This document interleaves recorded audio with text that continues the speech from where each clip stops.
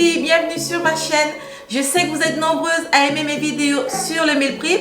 Alors, j'ai décidé qu'aujourd'hui, j'allais faire une vidéo dans laquelle je vais vous dévoiler mes 6 astuces. Mais alors, mes 6 meilleures astuces pour être au top niveau meal prep. Ce sont les incontournables, les astuces à connaître absolument. Et ce sont surtout les astuces que j'utilise moi-même au quotidien. Et qui ont réellement changé ma manière de faire du meal prep et de cuisiner au quotidien. Je me suis dit que je devais absolument partager cela avec vous car ce sont des astuces faciles à refaire chez soi et qui en plus permettent de gagner un temps considérable. Je vous dévoile mes astuces secrètes sur le meal prep parce que je vous aime tellement et que je ne veux surtout plus continuer à garder ces secrets pour moi, surtout si ça peut vous aider au quotidien. Mais avant de continuer, prenez juste une seconde et cliquez sur le bouton s'abonner juste en dessous de cette vidéo pour ne rien manquer des prochaines vidéos que je vais poster. Je suis Carole, maman de 4 enfants. Sur ma chaîne, on parle lifestyle. Je vous invite à vous abonner, à commenter et à partager. Je poste 2 vidéos par semaine, une le mercredi et une le samedi et toujours à midi. Et j'espère que cette vidéo va vous plaire. La première astuce, c'est de nettoyer, découper et congeler vos fruits à l'avance. Chez moi, il y a toujours des fruits à disposition, surtout en été. Ce sont des sources de vitamines et ils apportent beaucoup de saveur, de couleur et de fraîcheur dans les salades, les tartes, les jus ou nature. Il y a des fruits que je laisse tels quels et d'autres que j'ai pris l'habitude de nettoyer, découper et congeler pour 2 raisons. La première, c'est qu'ils se gâtent très vite si on ne les mange pas dans un délai très court, surtout avec la chaleur de l'été.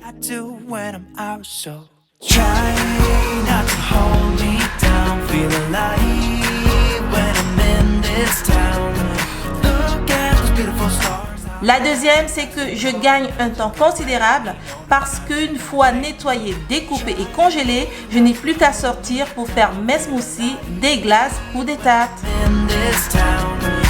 Et voilà comment j'évite de jeter mon argent à la poubelle en laissant pourrir des fruits, ce qui malheureusement arrive trop souvent. En plus, je grappille des minutes considérables, ce qui me permet de profiter à fond de mes fruits sous différentes formes.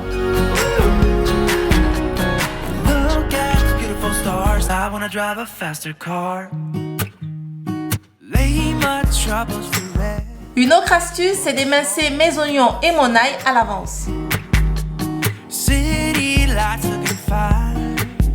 L'oignon et l'ail sont des indispensables de ma cuisine. J'assaisonne pratiquement tous mes plats avec ces 2 ingrédients. Pourtant, quand il s'agit de nettoyer un oignon et d'égousser de l'ail, je n'ai pas vraiment le même enthousiasme parce que ça prend du temps, surtout s'il y en a beaucoup. Et en plus, les oignons me font toujours pleurer.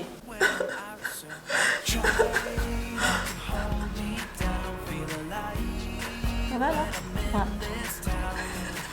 Mon astuce, c'est qu'1 ou 2 fois tous les mois, je nettoie une quantité suffisante d'oignons et d'ail que j'émince ensuite à la main ou dans mon blender.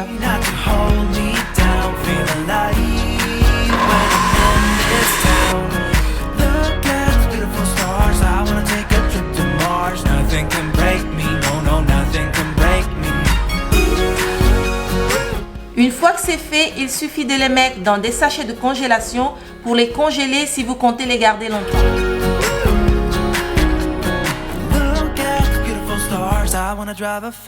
Sinon, vous pouvez simplement les mettre dans un pot avec un couvercle et les conserver pendant 1 semaine au frigo.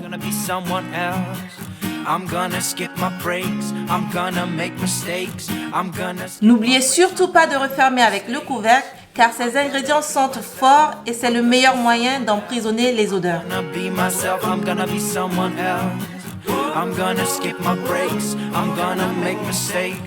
Ma 3e astuce, c'est de cramper et de faire cuire vos graines de haricots secs à l'avance.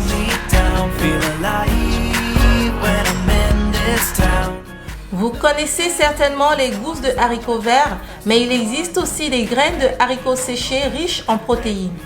On en trouve dans les cassoulets par exemple. J'en raffole et je dois dire que même s'ils sont bons, ils mettent beaucoup trop de temps à cuire. L'astuce, c'est de les tremper dans de l'eau claire, ce qui va faire remonter les graines pourries à la surface.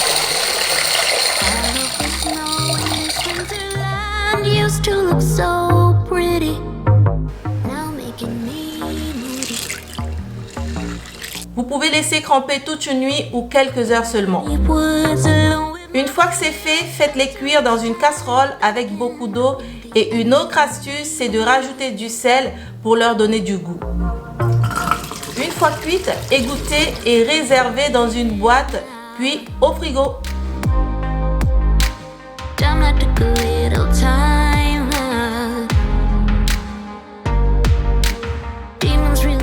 Vous pouvez les conserver ainsi pendant 2 semaines et il suffit de prendre la quantité nécessaire pour préparer vos haricots le moment venu.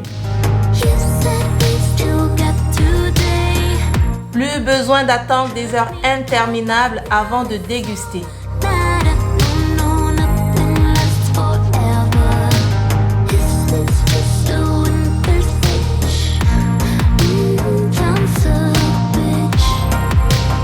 D'ailleurs, cette astuce est aussi valable pour beaucoup de graines sèches.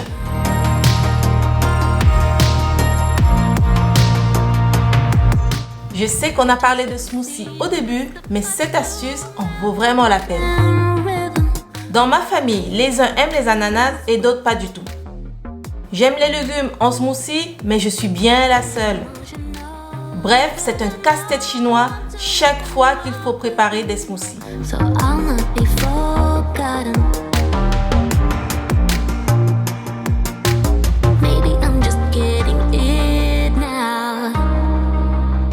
L'astuce, c'est de préparer des packs à l'avance pour chaque membre de la famille et en fonction des goûts de chacun.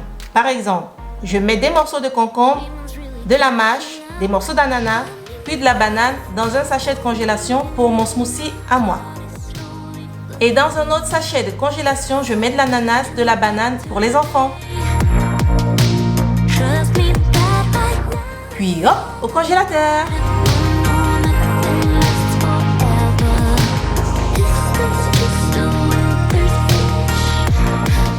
C'est une astuce qui tient compte des goûts de chacun et même des envies du moment.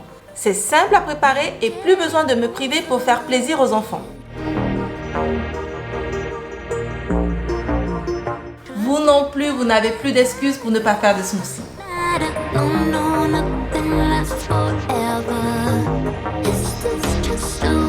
Une autre astuce, c'est de préparer vos propres bouillons faits maison à l'avance.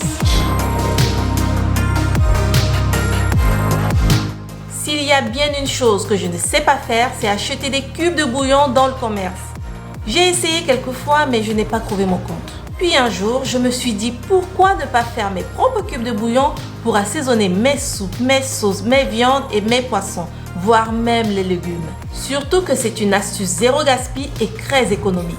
Je prends quelques bacs à glaçons et des plateaux de cuisson pour préparer différentes sortes de bouillons. Pour le premier bouillon, je prends un assortiment d'herbes, thym, persil, coriandre, auquel j'ajoute de l'ail.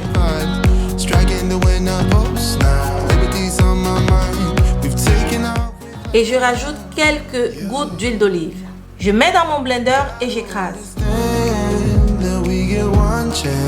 Je remplis ensuite mon bac à glaçons ou un plateau de cuisson, en fonction de ce que vous avez, avec ma mixture.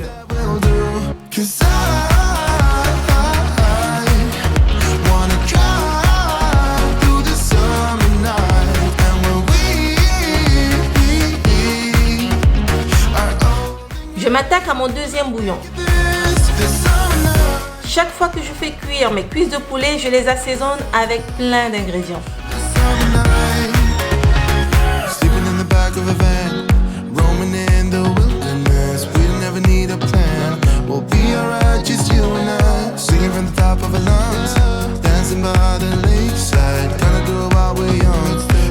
Le résultat, c'est un bouillon puissant en goût et bon qu'il serait dommage de verser.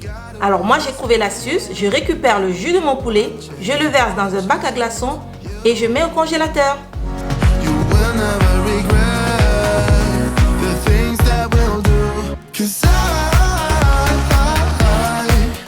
Ça marche aussi pour vos bouillons de viande et même de légumes.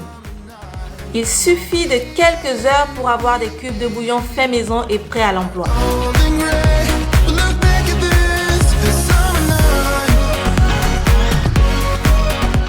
Raison pour laquelle j'en ai toujours dans un coin de mon congélateur.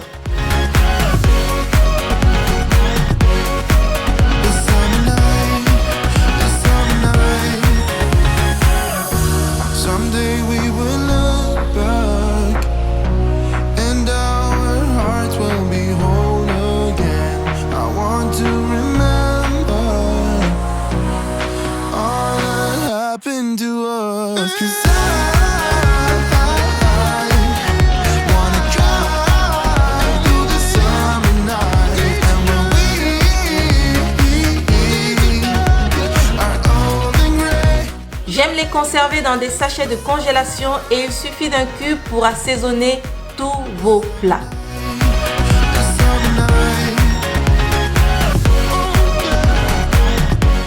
L'odeur qui s'en dégage est tout simplement fantastique. Ma 6e astuce, c'est de préparer sa purée de tomates ou sa sauce tomate à l'avance.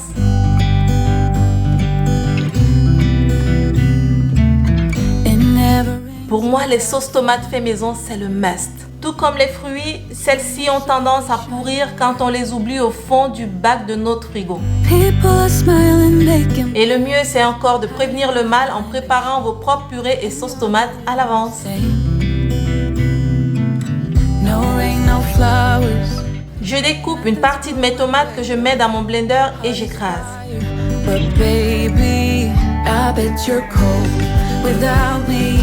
Even when it's 90 degrees, without me, I bet that you can get any sleep in that bed, lying awake, 'cause I'm not there beside you. Je mets ensuite cette purée fraîche dans un sachet de congélation et je garde au congélateur. Cette première astuce est idéale si vous n'avez pas envie d'assaisonner votre purée à l'avance. Ça vous laisse ainsi le choix d'assaisonner en fonction de vos différents plats. Vous pouvez aussi mettre dans plusieurs petits sachets, comme ça vous n'avez plus qu'à prendre un sachet pour un repas et pas besoin de recongeler. Maintenant, je vais mettre l'autre partie de la tomate dans le blender et je rajoute tout ce qui me plaît. Puis j'écrase.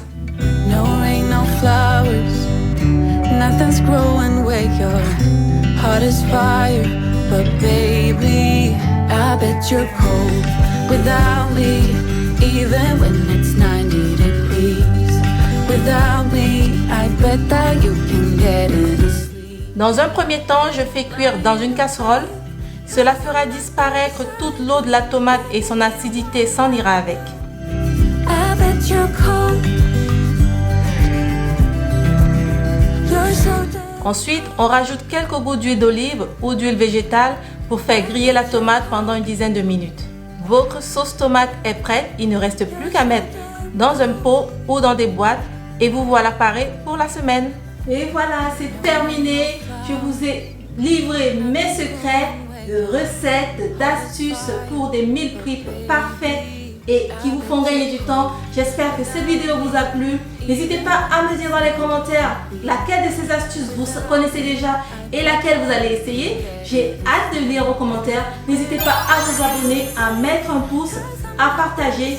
Et on se retrouve sur Instagram au quotidien pour des nouvelles. Je vous dis à très vite pour une prochaine vidéo. Ciao, ciao!